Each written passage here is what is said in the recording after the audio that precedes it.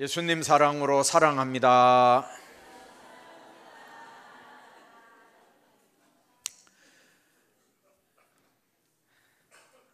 역대하 3장 1절을 보면 솔로몬이 지은 예루살렘 성전 장소가 모리아산으로 그렇게 기록이 되어 있습니다. 이 모리아산은 창세기에 보면 아브라함이 이삭을 하나님 앞에 제물로 바친 그 자리가 바로 거기거든요.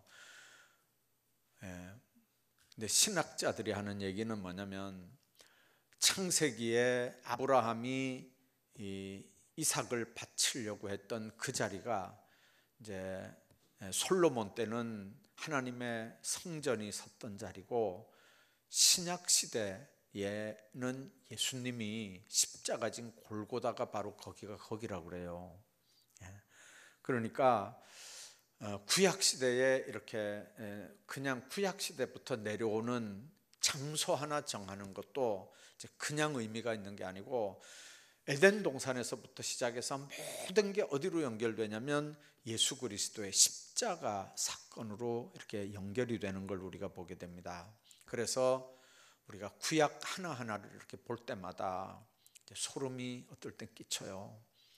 지금 요한계시록을 이제 빨리 마무리하고 그 다음에 하려고 하는 게 성막에 관한 말씀들인데, 이제 구약 시대 보면 아브라함에게 모세에게 하나님께서 성막을 어떻게 지으라 이 규격까지 다 말씀하시거든요. 어떤 걸로 해라, 재료는 어떻게 써라, 크기는 어떻게 해라, 높이는 어떻게 해라, 넓이는 어떻게 해라, 누가 그걸 만들어야 된다, 누가 짊어지고 가야 된다 하는 것까지 아주 정확하게 합니다. 법궤 같은 경우는 법궤를 맨 제사장들이 절대 그 손 못 대고 이렇게 가마처럼 채에다 이렇게 꿰가지고 그거 둘러미고 가도록 했고, 그거를 짊어지고 가는 제사장들과 백성들 사이에는 이렇게 우리로 말하면 최하 200m 이상은 이렇게 거리를 뛰어야 이 뒤따라가는 백성들이 안 죽는다. 가까이 법궤 옆에 가까이 가면 죽는다. 이제 그렇게 말씀한 데도 있고요. 실제로 법궤는 하나님의 임재의 상징이었거든요. 그 모든 것들이 뭐냐면요, 사랑을 얘기하는 거예요. 그 모든 것들이 예수에 대한 얘기예요. 그 모든 것들이 예수님을 통한 하나님의 사랑을 약속하는 언약이에요. 약속은 글로 쓰면 서약이잖아요. 말로 하면 언약이에요. 하나님과 아담, 하나님과 노아, 하나님과 아브라함, 이삭, 야곱, 뒤에 선지자들, 모세, 다윗, 다 이런 사람들, 신약 시대도 마찬가지고요. 하나님과 글씨로 써서 도장 찍고 계약한 적은 없어요. 다 하나님이 명령했고, 명령할 때마다 주님 하신 말씀이 뭐냐면, 네가 이 명령을 받고 요 말씀대로 살면, 조건절이죠, 내가 이렇게 복을 내리겠다. 오늘 말씀도 여러분들 복 주시겠다고 하는 말씀이 18절까지 있습니다. 그러나 19절 한번 보세요. 19절 빨리 한번 찾아보세요. 19절 같이 또 봅니다. 시작.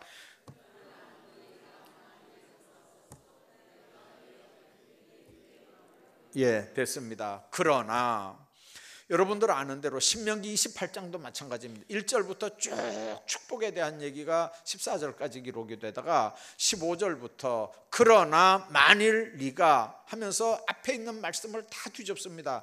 앞에는 이렇게 하면 복 주고 이렇게 하면 복 준다 그래 놓고, 15절부터는 네가 만일 이렇게 안 하면 이런 저주가 네게 임한다. 신명기 28장은 그 말씀입니다. 그래서 축복과 저주를 네 앞에 둘 테니까 네가 골라 잡으라 그 말입니다. 네가 선택해라. 이게 하나님과 인간의 언약의 관계입니다. 여러분들, 오늘 우리가 읽은 이 7장 말씀은 이제 6장에 보면 건축 마친 다음에 하나님 앞에 솔로몬이 기도하는 내용들이 쭉 나오거든요. 그리고 7장은 성전 봉헌과 하나님의 응답이 기록이 되어 있는 장입니다. 본문을 통해서 우리가 하나님 앞에 기도할 때 하나님이 어떻게 역사하시는지, 하나님은 적어도 이스라엘 백성들에게, 특히 솔로몬에게, 그 아비 다윗에게도 그랬습니다. 지금 우리에게도 똑같습니다. 이거 적용되는 건요, 하나님께서 어떤 하나님이냐, 오늘 말씀 제목처럼 언약의 하나님입니다.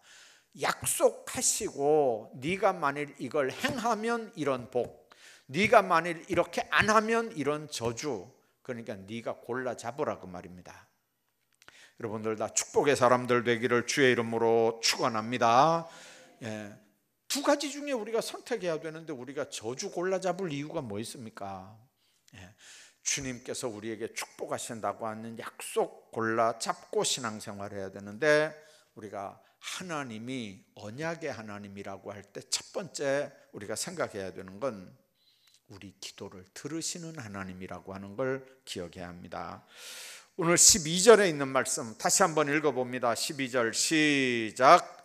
밤에 여호와께서 솔로몬에게 나타나사 그에게 이르시되 내가 이미 내 기도를 듣고 이곳을 택하여 내게 제사하는 성전을 삼았으니.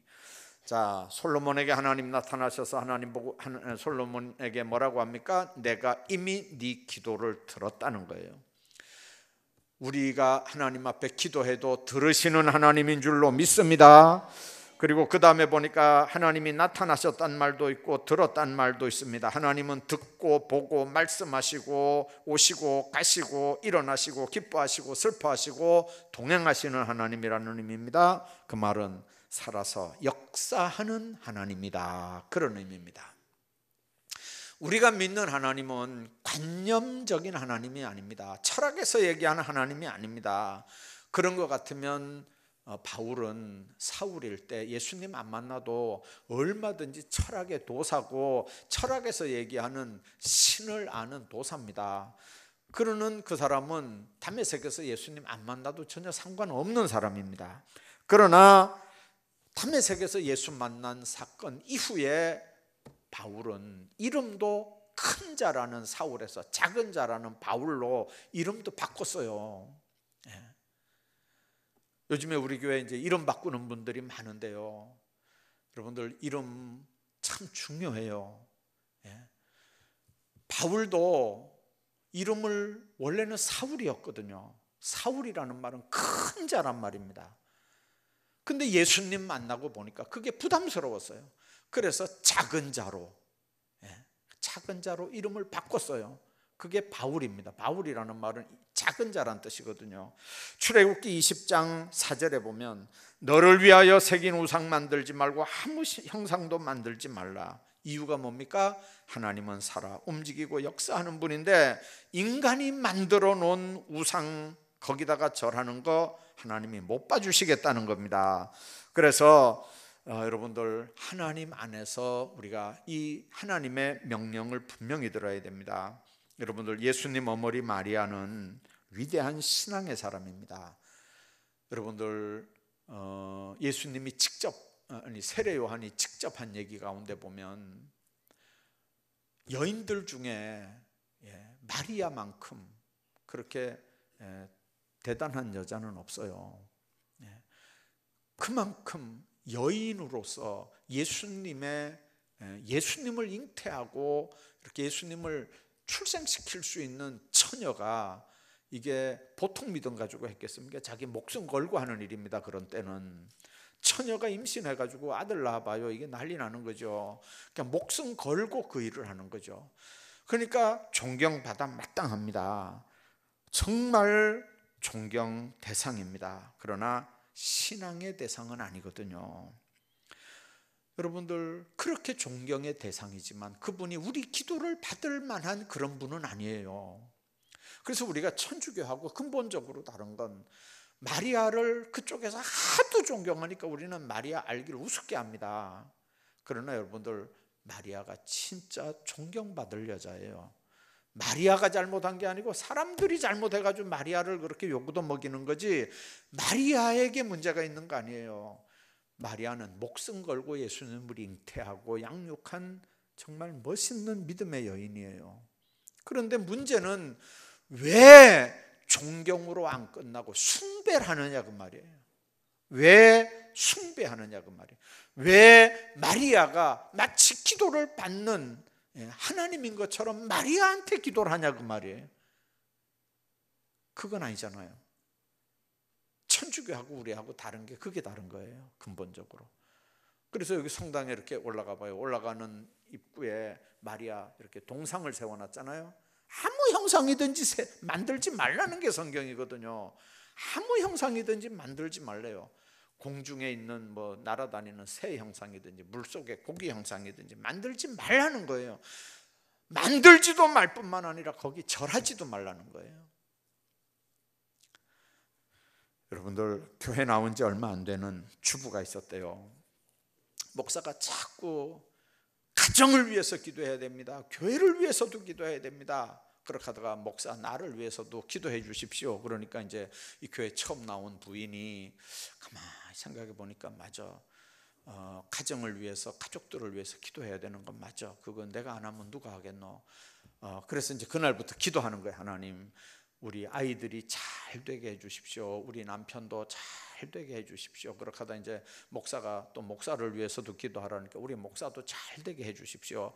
그래가지고 이제 막 묶어서 막 기도를 하다가 어느 날 이제 무슨 생각을 하면 이 잘 된다는 말이 뭔 말인가, 이 생각이 이제 딱 드는 거예요. 잘 된다는 말이 뭔 말인가. 그래서 이제 건강도 하고 돈도 벌고 막 이제 이렇게 이제 기도하면서 이제 그런 생각을 이렇게 가지게 했어요. 그렇게 하다가 이런 기도 말고 좀 구체적으로 좀 설교에서 들은 얘기를 좀 하나님 앞에 해야 되겠다 생각을 해가지고 이제 목사님이 한 설교를 기억을 하는데, 아마 자기 남편이 키가 좀 작았던가 봐요. 왜소했던가 봐요. 그러니까 이제 이 생각에 우리 자녀들은 이제 나나 우리 신랑 안 닮고 좀 덩치가 좀 큰 사람이었으면 좋겠다. 좀 째젠하게 찌질하게 이렇게 살지 말고 좀 덩치도 클 뿐만 아니라 좀 이렇게 좀 멋지게 좀 살았으면 좋겠다. 근데 이제 그런 생각을 딱 하는데 설교 말씀이 하나 딱 생각이 난 게 뭐냐면, 목사님이 설교를 하는데 보니까 뭐 키가 뭐 2m 얼마고 뭐 고함 한번 지르니까 뭐 산천이 찌릉찌릉하고 이스라엘 군대들이 그 앞에서 벌벌 떨고 막 그 생각이 딱 나가지고 이 새 신자가 하나님 앞에 기도했는데 뭐라고 기도했냐면요, 하나님, 그때 그 목사님이 설교한 것처럼 그 무슨 대장인 것 같은 그 사람 한번 고함을 지르니까 이스라엘 군대들이 벌벌 떠는 그 사람, 우리 아들이 그 사람처럼 되게 해주십시오. 우리 남편도 막 그 사람처럼 되게 해주십시오. 우리 목사님도 막 그 사람처럼 되게 해주십시오. 막 그래가지고 열심히 한번 기도했대요. 막 한 몇 달을 그 기도를 놓고 기도했대요. 근데 어느 날 목사님이 설교하다가 그 설교를 또 했는데 나중에 보니까 그 사람이 골리앗이라는 사람이고, 그 사람이 좋은 사람이 아니 다윗의 돌 한 방 맞고 죽은 사람이란 말이에요. 그러면 여태까지 우리 아들 그 사람처럼 되게 하고 우리 남편 그 사람처럼, 우리 목사님 그 사람처럼 되게 해달라고 몇 달을 기도했는데, 그러면 그게 어떻게 되는 거예요 그게요? 그래서 그랬대요. 하나님 못 들으셨죠? 그랬대. 하나님 못 들으셨죠? 여러분, 하나님이 못 들으실 수가 있을까요? 다 듣고 계셨어요. 그 기도 들으시면서 하나님이 얼마나 웃으셨겠어요? 골리앗으로 들은 게 아니고 아마 바울로 해석해서 들었을 수 있어요. 다윗으로 해석해서 들었을 수 있어요.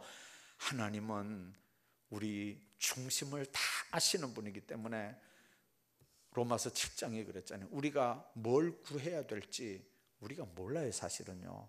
그러니까 내 안에 계신 성령께서 말할 수 없는 탄식으로 우리를 위해서 기도하시는 분이 내 안에 계신 성령인 줄로 믿습니다. 그래서 기도의 주체는 내가 아니고 누굽니까? 내 안에 계시는 성령님이에요. 그래서 유다서에 보면요, 무시로 기도하되 성령으로 기도하라고 하는 말이 바로 그 말이에요. 네 생각대로 네 마음대로 하는 게 아니고 내 안에 계신 성령께서 시키는 대로 감동받아서 기도해라, 그 말이에요. 여러분들, 주님 안에서 하나님을 이야기할 때 그분은 언약하시는 하나님이거든요. 언약할 때 어떻게 하냐면 내 기도를 들으시고 그분이 기도를 통해서 말씀하셔요. 우리는 66권 이 성경이 하나님의 말씀이라고 읽습니다. 이걸 읽을 때 더하기 빼기 할 수 있나요? 아니요, 이건 하나님의 말씀이에요. 가감하면 큰일 나요. 요한계시록에 보면 더하고 빼면 그 죄가 엄청나다 그랬어요. 더할 수도 없고 뺄 수도 없어요. 그대로 하나님의 말씀으로 받을 수밖에 없어요. 그래서 이게 하나님의 말씀이다 이렇게 합리화시키지 말고, 하나님의 말씀이면 내가 걸리는 게 있잖아요. 그건 회개하면 돼요. 내놓고 뭐 한 번 하다가 또 안 되면 또 두 번 하고, 그러다가 또 똑같은 죄 지면 또 회개하고, 이제 그렇게 해서 하나님 앞에 갈 때까지 만들어져 가는 거예요. 금방 뭐 한순간에 우리가 뭐 100점짜리 만들어지나요? 안 되죠. 자, 그래서 하나님, 언약의 하나님은 어떤 하나님이냐? 기도하신 내 기도를 들으시는 하나님이다. 그 하나님이 영으로 내 안에 들어오셔서 그분이 들으실 기도를 나로 하여금 하게 하시는 분이다. 제가 그 얘기 한번 했잖아요. 시청에 무슨 일이 있어서 들어갔는데, 벌써 몇 년 전이에요. 제가 김기총 회장 할 때니까 벌써 10년도 넘었지 싶어요. 시청에서 크리스마스 트리를 한다고 뭘 서류를 만들어 오라는데, 이제 우리 안에서 목사님들 사이에 의견이 분분했어요. 그거 우리가 돈 달라 그러지 말자. 차라리 교회들이 얼마씩 내서 트리 만들자. 그래야 의미가 있지. 시에서 주는 돈 받아가지고 그거 그 트리 만들면 그 무슨 의미가 있냐. 이제 그래서 받지 말자 이런 분들도 계시고, 그 내용을 아는 분들은 또 뭔 얘기하냐면, 그거 종교인들한테 이렇게 배당해 놓은 돈이기 때문에 만일 우리가 안 받으면 불교가 받든지 아니면 점치는 사람들이 받든지 누가 받아도 그 종교인들이 그거 받아간다. 그러니까 그 왜 안 받냐? 그래 받아야 된다. 이랬어요. 그래서 이제 잘하는 분하고 이제 가서 면회를 했어요. 누구 면회를 했더니 그분이 이제 다 이렇게 해줘요. 여기다가 이렇게 연필로 막 적어줘요. 여기다 이렇게 적고 여기다 이렇게 적고 이렇게 해가지고 여기다가 목사님 도장 딱 찍어가지고 나중에 여기다 제출하면, 그 다음에 나중에 우리가 뭐 심사해가지고 뭐 어떻게 해가지고 이렇게 다 이제 돈 붙여줄 테니까. 아니, 자기들이 돈 준다고 여기다 이렇게 쓰고 여기다가 이렇게 쓰고 연필로 다 써줘요. 이렇게 쓰라고요. 그러니까 우리는 와가지고 그렇게 쓰라는 대로 썼어요. 그래서 도장 찍어가지고 줬어요. 그랬더니 며칠 있다가 한 일주일 있더니 나중에 돈이 통장 안으로 들어왔어요. 아니, 돈 준다는 사람이 이렇게 쓰라고 하는데 그렇게 쓰기만 하면 돈 준다는데 문제가 될 게 뭐 있어요. 그래서 그렇게 쓰라는 대로 썼어요. 기도도 마찬가지예요. 내 안에 계시는 성령께서 하라고 하는 대로 하는 겁니다. 예수님께서 제자들 보고 그랬어요. 기도 좀 가르쳐 주세요. 그랬더니 너희는 이렇게 기도하라 하면서 가르쳐 준 게 주기도문이에요. 주기도문. 그래서 기도 못한다 그러지 말고 그냥 주기도문이라도 외워요. 자꾸. 아셨죠? 주님이 그렇게 기도하라고 그랬으니까 사실은 기도의 FM이 바로 그거예요. 주기도문이에요. 그 주기도문 속에는요 5만 가지 기도 제목이 다 함축이 돼 있어요. 다 들어가 있어요 그 안에. 그러니까 하나님 앞에 그 기도하면 우리가 구하지 않은 것까지도 하나님이 다 들어주시는 줄로 믿습니다. 우리가 믿는 하나님은 바로 기도를 들으시는 하나님이에요. 뿐만 아니라 언약의 하나님이라고 할 때 두 번째 우리가 믿는 언약의 하나님은 어떤 분이냐면 고치시는 하나님이에요. 14절에 보면 내가 이 땅을 고치리라 그렇게 말씀합니다. 내 이름으로 일컫는 내 백성이 그 악한 길에서 떠나 스스로 겸비하고 기도하여 내 얼굴을 구하면 내가 하늘에서 듣고 그 죄를 사하고 그 땅을 고칠지라. 이름이라고 하는 건요 그 사람의 실체, 인격, 존재를 상징합니다. 내 이름으로 일컫는 내 백성이라는 말은 하나님이 명예를 걸고 선택한 백성이라는 말이에요. 그 백성이 하나님께 기도하면 그 백성과 그들이 사는 땅을 고쳐준다는 게 오늘 우리가 읽은 14절 말씀입니다.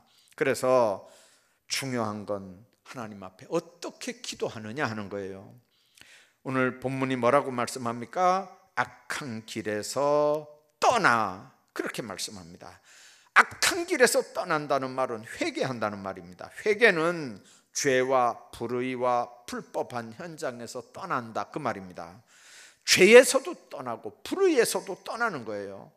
뿐만 아니라 그 행동만 떠나는 게 아니고 그 행동을 하게 한 주체, 마귀, 귀신, 사탄에게서 떠나는 거예요.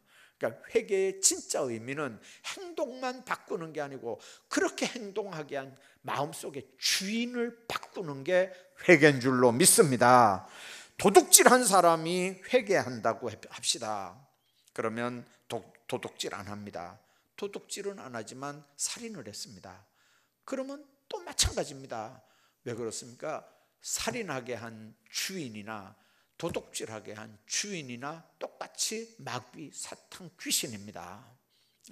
그러니까 회개라고 하는 건 떠날 때에서 떠나야 돼요. 주인을 바꿔야 돼요.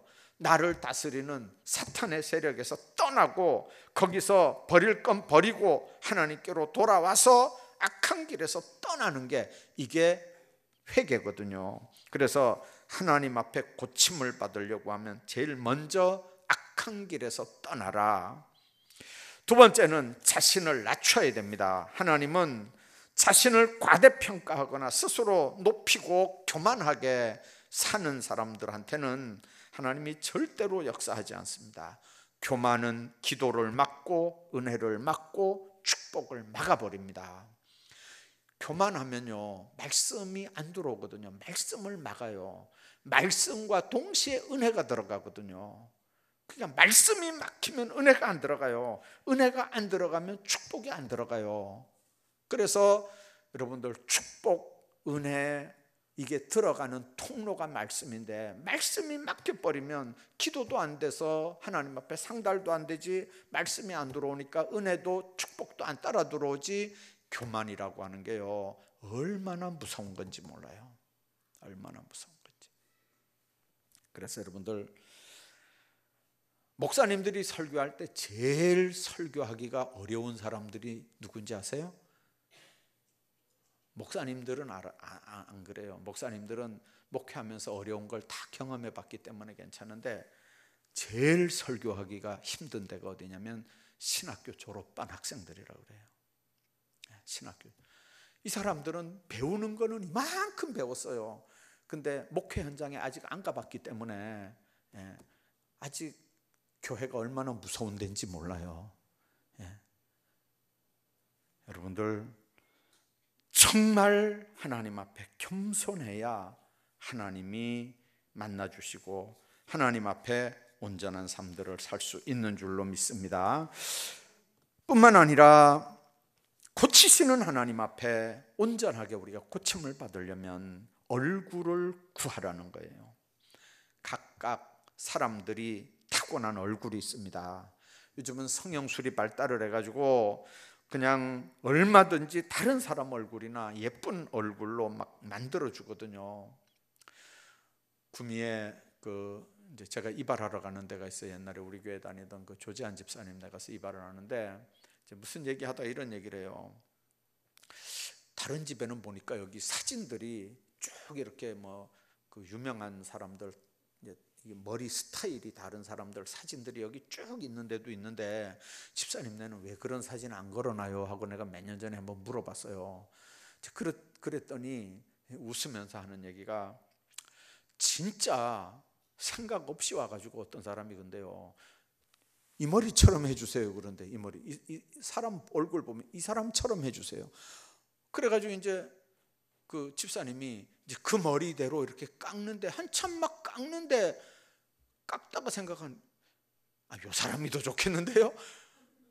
실컷 깎는데 요 사람보다는 요 사람이 더 좋겠다는 거예요.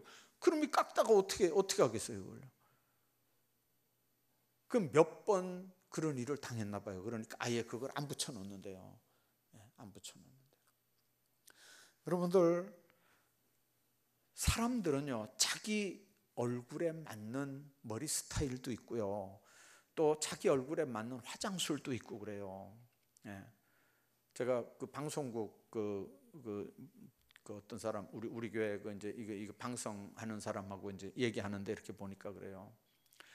얼굴이 이렇게 뾰족한 사람은요 이렇게 화장을 어떻게 이렇게 해가지고 얼굴을 좀 뚱뚱하게 보이는 화장술이 있나 봐요. 또 얼굴이 뚱뚱한 사람은 화장을 어떻게 어딘 진하게 하고 어딘 좀 옅게 해가지고, 사람은 그 사람인데 어디를 진하게 하고 어디를 연하게 해가지고 사람을 좀 뾰족한 모양으로 이렇게 만드는 수도 있대요. 예. 이제 그게 마음에 안 들으면 이제 막 칼 가지고 막 잡아 뜯어서 고치는 거죠. 예. 그래서 요즘에 이제 그 관상 보는 사람들 있잖아요. 얘기를 쭉 들으면서 근데요 그 사람들이, 이거는 진짜인지 농담인지 지어낸 얘기인지 모르겠는데, 그 얼굴에는 이런 일이 없을 텐데 하고 관상쟁이가 올려다 봤다 내려다 봤다 이렇게 봤다 이렇게 아무리 이렇게 봐도 지금 이 얼굴에는 이런 일이 안 일어나는데, 그런데요 근데 나중에 보면 뜯어 고쳤더래 그렇게. 그러니까 함부로 뜯어 고치면 큰일 나요. 또 이거는 제가 그 어떤 유머집에서 봤는데요, 천국에서 난리가 났대. 비상 걸려가지고요. 천국에서 베드로가 막 야단을 맞는데 막 보니까 이제 이게 성경에 없는 얘기예요. 베드로가 천국에서 막 야단을 맞는데 이게 왜 야단을 맞나 이렇게 보니까요, 엉뚱한 사람을 잡아왔더래요. 엉뚱한 사람을 데리고 왔는데 거기서 난리가 났대. 그래 왜 데리고 왔냐 그러니까 몰랐다 그러더래요. 몰랐다고. 그냥 호적만 보고 막 주민등록만 이것만 보고 그냥 데리고 왔는데 내가 그 사람인 줄 몰랐대요. 얼굴을 하도 얼굴을 뜯어 고쳐가지고. 우스개로 하는 얘기겠지만 사람의 얼굴은요 이렇게 바꿀 수 있어요. 인위적으로 바꿔요. 똑같은 사람이라도요 기분 따라서 얼굴 달라질 수 있어요. 기후 따라서 달라질 수 있어요. 건강 상태에 따라서 얼굴 달라질 수 있어요. 그 얼굴을 어떻게 믿어요 여러분들요? 그 얼굴을. 부부간에도 그렇잖아요. 흐렸다 겠다 그러잖아요. 옛날에 소크라테스 부인이 그랬다, 소크라테스가 그랬다 그러잖아요. 하도 천둥 미치니까 막 소낙비가 내렸다고 물 한 바가지, 물 한 양동이 뒤집어 쓴 다음에 그랬대요. 그래서 그 제자가 그랬대요. 선생님 그럼 결혼 안 하는 게 좋겠지요? 그러니까 그래도 해야 된다고. 왜요? 그러니까 나처럼 결혼을 잘하면 철학자가 되기도 하고. 여러분들, 하나님 안에서 하나님 얼굴은요 인간 얼굴처럼 절대로 그렇게 안 바뀌어져요. 안 변해요. 기분 따라서 환경 따라서 그렇게 안 바뀌어지거든요. 그래서 주님의 얼굴을 바라보는 거예요. 괴로울 때 주님의 얼굴 보라, 평화의 주님 바라봐라. 그런 복음성가 있잖아요. 세상에 시달린 친구들아 위로의 주님 바라봐라. 힘이 없고 내 마음 연약할 때 능력의 주님 바라봐라. 그 얼굴은요 안 바뀌는 얼굴이에요. 여러분들 그 다빈치가 그린 모나리자 그림 있잖아요. 여러분들 그 그림 한번 자세하게 한번 봐봐요. 보면요 뭐가 하나 안 보여요. 눈썹이 안 보이죠. 요즘에는 눈썹 없어도 막 문신해서 막 그리잖아요. 근데 그때만 해도 눈썹 없는 사람이 최고 미인이에요. 눈썹 없는 사람이 미인이라는 말은 여 이마 있는 데하고 여 눈 있는 데가 이렇게 넓은 긴 사람이 미인이에요. 그래서 눈썹을요 못 나오게 그냥 빡빡 밀었어요. 그래서 모나리자 사진 가만히 봐봐요. 눈썹 없어요.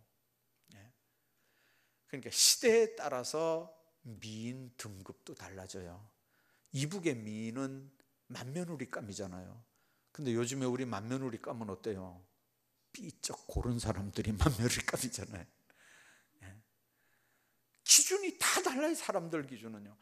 주님의 얼굴은요 변함이 없는 얼굴. 그러니까 하나님의 얼굴을 우리가 구해야 치료받는 거예요. 진정한 치료는 사람이 우리를 치료해 줄 수 없어요. 사람이 우리를 치료해 줄 수 없어요. 하나님이 우리를 치료해 줘야 돼요. 하나님 안에서 그 치료받으며 살기를 주의 이름으로 축복합니다. 뿐만 아니라 항상 하나님과 함께하는 하나님이에요. 주님께서 언약의 하나님이라는 말은 기도만 들어주시는 분이 아니에요. 치료만 해주시는 분이 아니에요. 내가 너와 세상 끝날까지 함께 하겠다고 하는 하나님이에요. 주님이 우리와 함께 하면 어떤 축복들이 있을까요? 대통령에게 딱 붙어있는 경호원이 있잖아요. 그런데도 대통령들이 왜 총살당하죠? 미국이나 우리나라는 마찬가지예요. 늘 붙어있는 게 아니고 떨어질 때도 있으니까 당하는 거예요. 부모 자식 간에도 아무리 여러분들 같이 있는다고 해도 같이 있나요? 떨어질 때도 많죠. 부부 간에 한 몸이라고 그래도 여러분들 붙어 있을 때도 있지만 떨어질 때도 있잖아요. 주님은 세상 끝날까지 항상 내가 너와 함께 한다는 거예요. 사람이 책임지지 못해도 하나님이 우리와 함께 하기 때문에 책임져 주시는 역사가 있는 줄로 믿습니다. 크게 우리를 향한 하나님의 역사인 줄로 믿습니다. 예화 하나 들고 말씀 마무리하려고 합니다. 캐나다의 어떤 외과 의사가 아주 유명한 외과 의사입니다. 이 사람은 미국에 와서 고학으로 외과 의사가 된 사람이에요. 아주 미국에서도 유명한 외과 의사가 됐어요. 근데 어느 날 이 사람이 이제 물론 주일학교 다닐 때 예수 잘 믿었는데 캐나다에서 미국 와서 유학하면서 고생하면서 이제 의사가 되는 과정에서 교회 안 나간 지가 너무 오래됐어요. 의사가 된 다음에도 바쁘니까 교회 못 나갔고요. 근데 어느 날 캐나다에서 형님한테 전화가 급하게 걸려왔어요. 뭐냐면 어머니가 들에 나갔다가 소한테 받쳐가지고 소가 들고 받아가지고 갈비뼈가 다 부러져가지고 인사불성이 됐다. 지금 돌아가실지도 모르니까 네가 빨리 와가지고 수술해줘야 되겠다. 여기서는 의사들이 수술 못한다 건다. 네가 와야 된다. 그러니까 이 의사가 얼마나 놀랬겠어요. 그래서 아주 유능한 간호사 한 명하고 조수하고 막 이렇게 이제 수술 장비 갖춰가지고 전세 비행기를 타고 이제 거기 캐나다에 들어왔어요. 그리고 거기 와서도 시골 가는 시골길 한참 이렇게 가가지고 이제 어머니한테 가보니까 아니나 다를까요? 어머니가 사람도 못 알아보고 소에 받쳐가지고 막 이 뼈가 다 망가지고 막 그래가지고 정말 간발의 위기에 이렇게 있어요. 근데 이제 미국에서도 유명한 의사니까요. 이제 착착착착 이제 수술 준비해가지고 이제 수술하려고 딱 하는데 갑자기요, 막 이 손이 떨리기 시작하는 거예요. 손이 막 떨리기 시작하는. 어머니니까 얼마나 잘해야 되겠어요. 막 손이 떨리기 시작하는데 이게 막 감당이 안 되는 거예요. 아무리 정신을 차리고 아무리 마음을 독하게 먹고 아무리 심호흡을 해도요, 이게 안 되는 거예요. 안 되는 거예요. 방법 없이 그때 옆에서 따라왔던 간호사가 선생님 우리 같이 기도해요. 그래서 할 수 없이 그 간호사 손에 붙잡혀가지고 이제 같이 기도하는 거예요. 온 거기 있는 사람들이 같이 기도했어요. 하나님, 이 의사 손을 잡아야 뭐 수술을 하든지 말든지 하죠. 그러니까 이제 그 의사가 그때 기도하면서 옛날로 돌아가는 거예요. 어머니 손 붙잡고 주일학교 다녔던 때로 옛날로 돌아가는 거예요. 그때 어머니하고 같이 교회 다니던 생각하면서 그때 이제 거기서 울면서 하나님 앞에, 하나님 제발 우리 어머니 살려주세요. 제발 하나님께서 제 손 안 떨리게 하고 제 손을 도구로 써주세요. 그러면서 막 하나님 앞에 기도하고 그동안에 교회 못 나간 거 회개하면서 그러면서 눈물을 쏟아냈는데, 눈물이 쏟아지면서 기도한 그 후에 손이 안정이 되는 거예요. 그리고 깨끗하게 수술을 마쳤어요. 그리고 메스를 딱 내려놓으면서 했던 유명한 얘기가 있어요. 하나님, 제가 할 일은 했습니다. 이젠 하나님께서 하셔야 됩니다. 그날부터 그 의사는요, 미국에서 유명한 외과 의사거든요. 그 사람이 이제 민케이라고 하는 사람이에요. 그때부터 그 민케이 외과 의사는 수술할 때마다 그렇게 기도했대요. 하나님, 저를 도구로 써주십시오. 그리고 수술 끝나면 꼭 그렇게 기도했대요. 수술은 제가 했지만 살리시는 분은 하나님입니다. 수술은 제가 했지만 살리시는 분은 하나님이십니다. 치료하시는 분은 하나님이십니다. 그렇잖아요. 수술은 의사가 하지만 그 환자를 살리는 건 의사가 하는 거 아니잖아요. 하나님이 하십니다. 그걸 의사가 아는 거예요. 여러분들, 병 고치는 것도 하나님이 나와 함께 하셔야 되는 줄로 믿습니다. 인간이 할 수 있는 부분이 있고 하나님께 맡겨야 될 수밖에 없는 부분들이 있어요. 그래서 정말 우리가 학교에서 공부하는 일이나 사업하는 일이나 공장에서 물건 만드는 일이나 무슨 일을 해도 주님과 동력해야 성공하고 승리할 수 있다는 걸 믿으시기 바랍니다. 시편 121편에 이런 말씀이 있습니다. 여호와께서 너의 출입을 지금부터 영원까지 지키시리로다.